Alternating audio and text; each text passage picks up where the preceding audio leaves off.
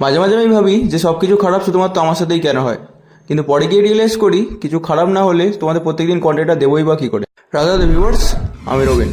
বেলা তখন প্রায় বেলা 11টা, আর আমি বেরিয়ে পড়েছিলাম আমার ডে ডিউটির জন্য।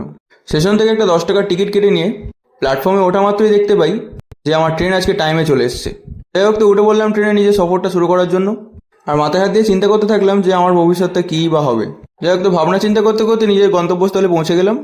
এখন রাস্তায় টোটোওয়ালারা হচ্ছে একজন সেলিব্রিটি, তাদের পাওয়া মানে ভাগ্যের ব্যাপার। আর আজকে অফিসে পৌঁছানোর সাথে সাথেই খুব জোরে খিদে পেয়ে গেছিল। আর অফিসের পাশের এই দোকানটার অনেক নাম শুনেছিলাম আগে, যেখানে কচুরি নাকি বেশ দারুণ খেতে। যাই হোক, তো খাওয়া দাওয়া শেষ করে আবার সিস্টেমের সামনে মুখটা থুবড়ি খেয়ে পড়লাম। যাই হোক, তো এবার শুরু হলো আসল খেলা। ফেরার সময় যে ট্রেনটা উঠেছিলাম এটা ছিল অন্য লাইনের ট্রেন, কারণ আমি নিজের লাইনের ট্রেনটাকে মিস করে গেছিলাম। তাই সোজা চলে এলাম সাঁতরাগাছি।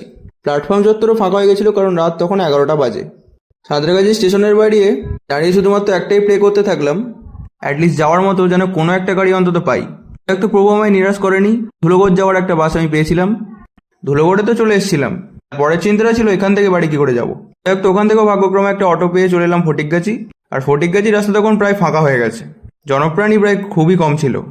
কিন্তু এখানে দাঁড়িয়ে সব টেনশন আমার শেষ হয়ে গেছিলো, কারণ উলঙ্গ বেলার বন্ধুরা ঠিক সময়ে ঠিকই পাশে এসে দাঁড়ায়। রাত্রে ছিল অনেকটা, কিন্তু তবু এরা আমায় আনতে এসেছিল। এইভাবে আর একটা দিনের সমাপ্তি করলো। ওরা প্রত্যেকে খুব ভালো থেকো, আর প্লিজ আমি ফলো করো।